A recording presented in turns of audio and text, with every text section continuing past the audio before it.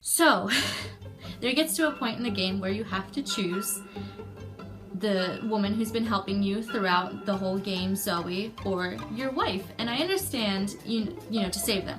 And I understand why you would want to pick Zoe, because she helped you out and blah blah blah. But why would you not pick your wife? Like, you came all this way for her. She's been missing for 3 years.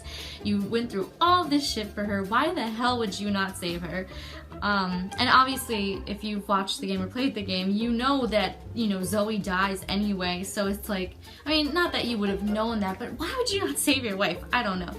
But you don't really get anything from saving Zoe, so just, if you haven't played yet, just pick Mia. It gives you the good ending.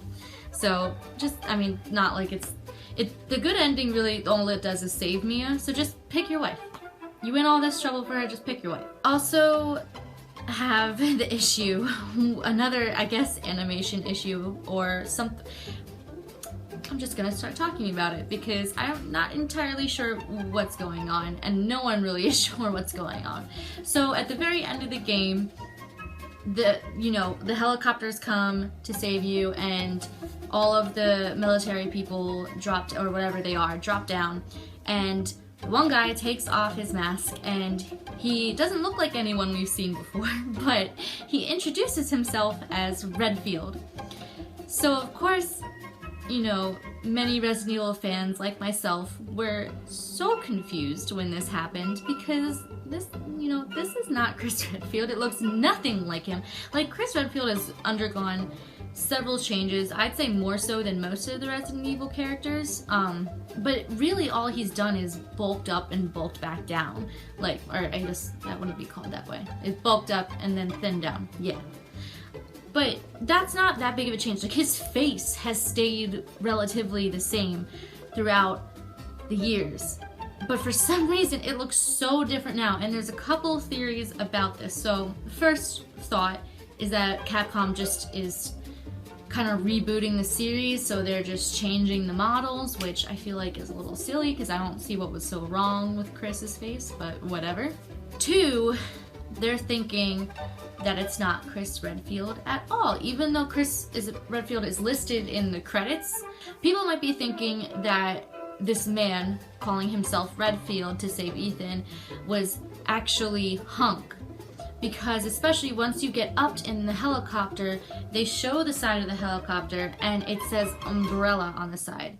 So not only does Chris Redfield not look like Chris Redfield, but also he's hopping into an umbrella copter. And I have no idea why Chris Redfield would be in an umbrella copter, but apparently he is, or maybe it's Hunk. And that's, you know, a huge possibility. I really like that idea. I think this could be leading up to something really cool.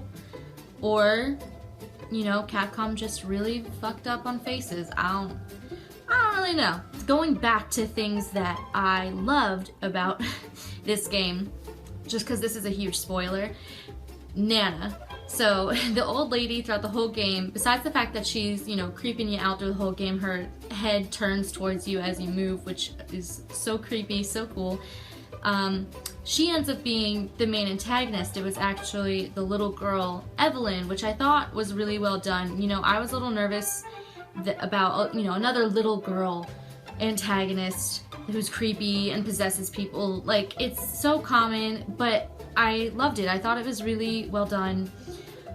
Cliche, but Resident Evil is cliche. So I hate, you know, when people try and say that about Resident Evil, like, oh, it's so cliche. Well, I mean, Resident Evil is a bunch of goofy, campy shit, so I thought they did it really well. I really liked her as a character, and I thought that my mind was blown when it ended up being, you know, the grandmom.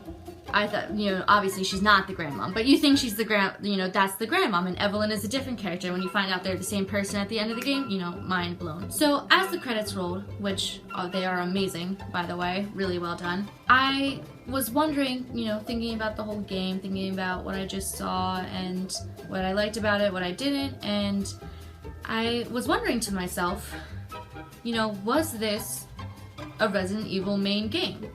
You know, all the elements are there, but for some reason I still left the game feeling like it should have been not in the main series. So when I say all the elements are there, I think about, you know, obviously the herbs, and you have the presence of Redfield and Umbrella. You have the presence of bioweapons and all of these other different things that are incorporated into the game that, you know, they're Resident Evil. But for some reason it was just so bizarre to me, I guess. I think the fact that it was first person, so weird.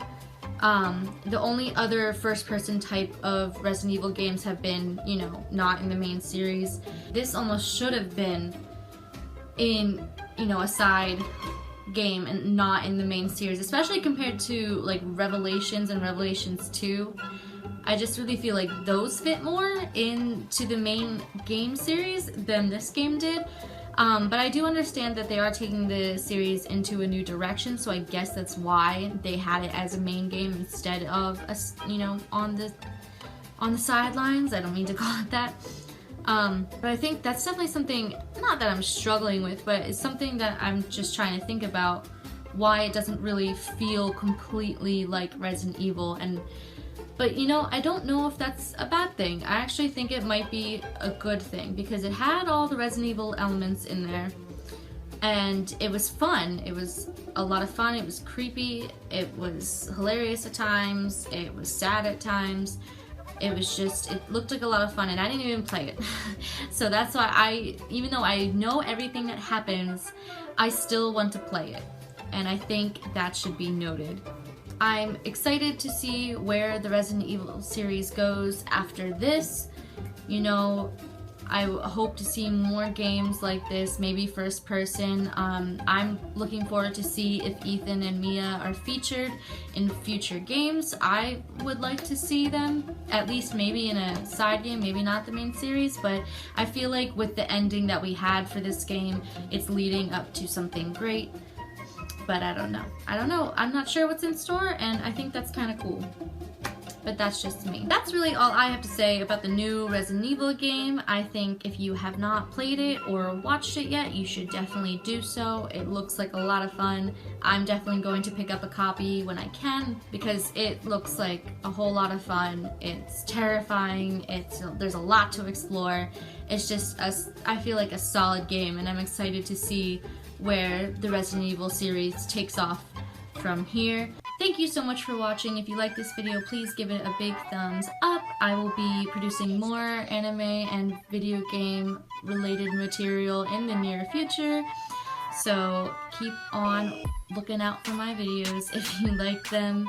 Quick thank you to my friend Roger. At his channel is 6 Spy Crab. He gave me a shout out in one of his videos and it got me some views and subscriber. I love you, man. Thank you so much. Hope you enjoyed this video. That's all for now.